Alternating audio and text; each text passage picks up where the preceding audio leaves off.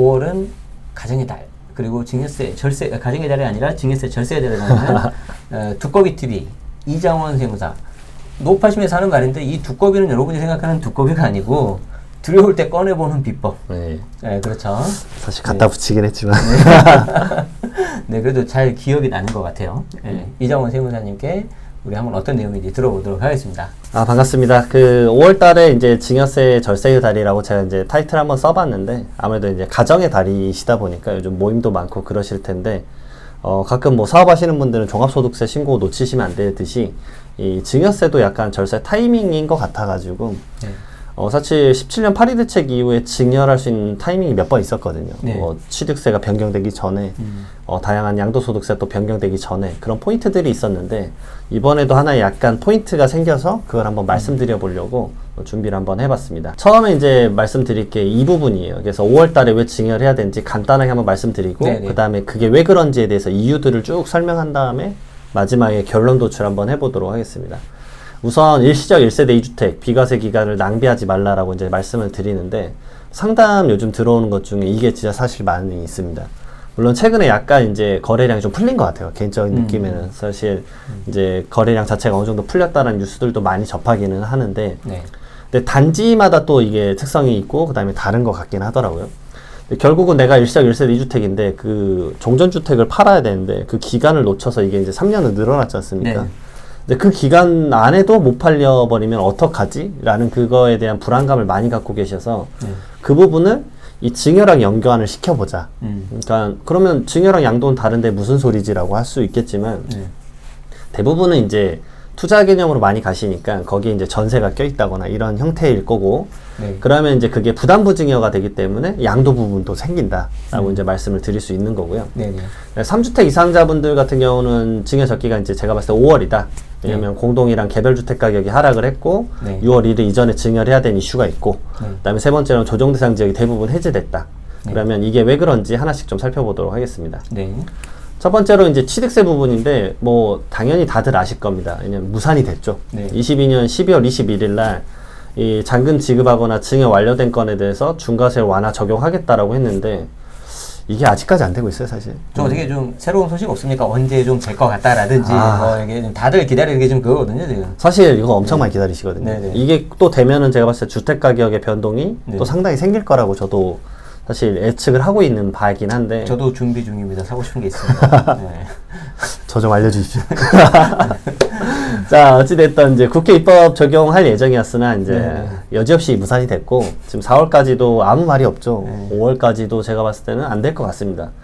오히려 제가 우려되는 바는 7월에 이제 매년 7월에 그 다음 연도에 쓸 세제 개편안이 나오는데, 그때 나오지 않을까 생각을 느낌이 그렇죠. 세트로 묶어서 느낌이 그런데, 근데 억울하시죠. 왜냐하면 소급 적용할 거라고 알고 계셔서 당연히 들어가셨던 분들이 있는데, 그분들이 이제 당황할 수 있는 거죠.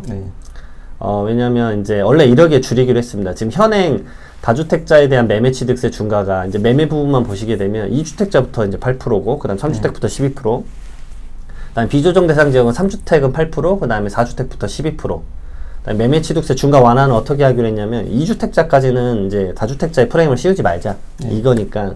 그래서 여기까지는 일반 세율로 적용을 하고, 그다음 3주택부터 이제 나머지 부분에 대해서는 반절씩 좀 줄여가지고 좀 세율을 좀 낮춰주자.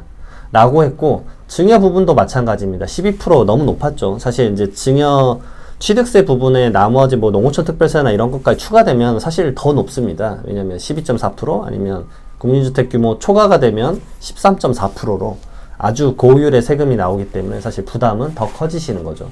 근데 이건 이제 6%로 좀 줄여주겠다. 그리고 조정대상 지역 내 3억 원 이상 주택 증여할 때만 이제 이 중과세를 적용을 하는데, 이게 대상자가 증여자 기준이지 않습니까? 그러니까 주는 사람. 대부분 이제 부모님이 증여자일 거고, 부모님이 줄 때. 근데 증여자가 기존에는 2주택자부터 이 증여취득세 중과가 적용됐는데, 여기도 마찬가지로 2주택자까지는 그 다주택자 프레임 씌우지 말자.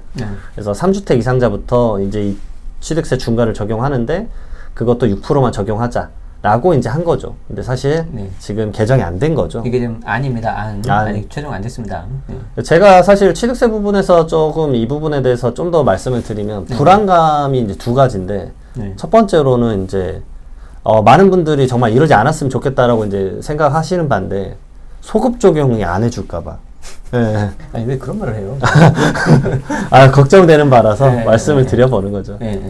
근데 정부가 보도자료를 냈기 때문에 네, 그런 네. 일은 생기면 안 될 거라고 봅니다. 저도 그걸 전제로 해서 이제 야당하고 협의하지 않을까 싶습니다. 예, 왜냐면은 그 부분까지 만약에 안 된다고 해버리면 제가 봤을 때는 아니 예측 가능성을 너무 이제 국가 행안부가 보도자료까지 올렸는데 그렇죠. 그런 거는 조금 이제 민심을 잃으실 수 있죠. 그다음에 이제 두 번째로 이제 우려되는 바는 세율이 이렇게 이제 50%가 줄어드는 게 아니라 약간의 조율이 가지 않을까. 근데 이거는 약간 이제 생각을 제가 해본 이유가 뒤에 나오는 보유세 쪽에 말씀을 드릴 건데 보유세가 22년 7월에 이제 말 그대로 종부세죠. 종합부동산세가 메인이었지만 세율에 대한 협의점이 결국은 중간선에서 조정이 됐었거든요. 그러니까 조정한 대로 결국 통과가 안 됐죠. 그러니까 그런 바가 비슷하게 취득세에서도 혹시나 적용이 될까봐 좀 우려되는 바가 있습니다. 근데 저는 사실은 이대로 됐으면 좋겠습니다. 사실은. 왜냐면 예측 가능성이란 게 있고. 준비하고 있다니까요. 지금 이미 8% 내신 분들은 이제 이거 소급 적용돼서 내가 진짜 1%대면 이 7%를 환급받길 기다리시고 있거든요, 사실. 그렇죠. 예. 그리고 두 번째로는 가끔 진짜 저 법무사님한테 한 분 들었는데 진짜 취득세를 이걸 미리 준비해 놓으셨더라고요. 본인이 이걸 내야 되는데. 그래가지고 진짜 그래 생각하시는 분이 진짜 있구나. 그 정도면 양반이에요. 6% 받을 거 생각하고 그냥 지름 묻어 있어요. 그럼 12% 내고 그냥 6% 돌려받으니까. 그런 분들 생각보다 의외로 많아요. 많아요. 그분들이 이제 승부사 기질이 있으신 거죠. 약간. 어차피 이거 된다. 라고 이제 확정을 생각을 하셨던 것 같아요. 어쨌든 취득세 부분이 이제 이렇게 좀 지금 됐으면 좋겠다라는 방안이 좀 있고, 그다음에 취득세 개정상 보시게 되면 23년도부터 바뀌었죠. 이제 특수관계인 저가양수도나 증여취득에 대해서 그러니까 시가 표준액 말 그대로 기준시가에서 시가 인정액으로 바뀌어버렸잖아요. 말 그대로 우리가 이제 아파트 거래 가장 많이 하는데 같은 동에서 이제 84제곱미터 20억에 팔리면 이제 20억으로 취득세 과표를 잡아버리니까 취득세가 많이 늘어났습니다. 그 부담이 좀 증여 부분에 대해서 커졌죠. 그래서 22년 11월, 12월에 사실 저는 너무 바빴어요. 눈꽃을 새 없이. 왜냐하면 증여를 해야겠다라는 분들의 문의가 이제 쇄도를 했었죠. 연락이 안 되더라고요. 자, 그 다음에 이제 보유세 부분입니다. 이제 중과 완화하기로 해가지고 기본공제 많이 올라갔기 때문에 약간은 23년에 종합부동산세 부담 좀 완화되실 거라고 봅니다. 그리고 이제 좋은 부분이 이제 이거죠. 23년 공동주택 가격하고 개별주택 가격 지금 공시되셨을 거예요.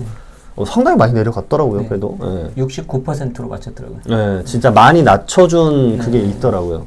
그래서 평균은 18% 이상 하락으로 봤는데 진짜 많이 낮아졌습니다. 그래서 이거 본인분들 거 이제 자산 형태에서 한 번쯤은 공동주택 가격이랑 개별주택 가격 한번 확인을 해보셨으면 좋겠다 라고 말씀을 드리고, 이것도 마찬가지로 23년 7월 세제 개편안에 다시 한번 나올 것 같아요. 나머지 남아있는 중과 맞습니다.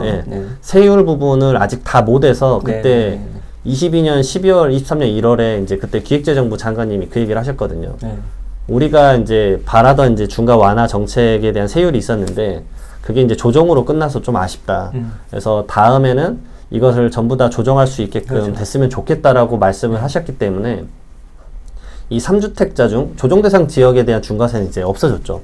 3주택자 중에서 공시가압기 12억 원 이상인 자에 대해서는 이제 중과세율을 따로 적용한다라는 점을 이제 좀 더 완화할 것 같습니다. 근데 법인에 대해서는 좀 아쉽기는 해. 아직도 단일 세율로 사실 고율의 세금을 내고 있고. 법인에 대해서는 좀 들리는 말은 없습니까? 전혀 없습니다. 법인에 대해서 예상을 좀 했습니다. 긍정적으로 보기가 좀 힘들어서 요즘은 자산 가치가 높아져서 비주거형 부동산은 거의 법인으로 거의 100% 가시더라고요. 그게 맞고. 오늘 들은 소식은 그 칭따오 맥주로 유명한 그 배우분이 계신데 그분이 이제 강남에 이제 건물을 사셨더라고요. 근데 법인으로 사셨다 뭐 이런 얘기.